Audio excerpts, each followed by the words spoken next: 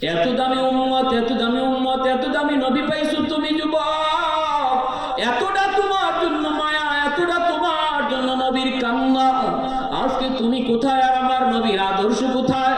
সেই আদর্শ বোঝানোর জন্য, শিখানোর জন্য এই মাদ্রাসা। ঠিক কিনা জোরে কও।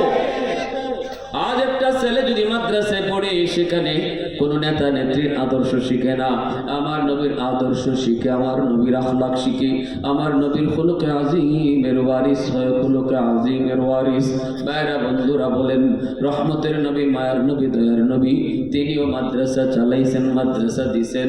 আল্লাহর নবী মদিনার মাদ্রাসার উস্তাদ ছিলেন। ভাইরা বন্ধুরা, ও যুবক, আল্লাহ কয় ওয়ানুনাজ্জিলু মিনাল কুরআন মা হুয়া শিফাউন ওয়া রাহমাতুল লিল মুমিনিন। যেখানে মাদ্রাসা হয়, ওই মাদ্রাসার উসিলায় আল্লাহ সমাজটাকে রহমতের চাদর দিয়া আল্লাহ ঢেকে রাখে। সুবহানাল্লাহ। আযাব গজব থেকে আল্লাহ মাদ্রাসার খাতিরে এলাকাকে আল্লাহ হেফাজত করে। যেই ছেলেটা কোরআনের হাফেজ হইয়া পাগড়ি নেয়, ওই ছেলেটার মা বাবার মাথায়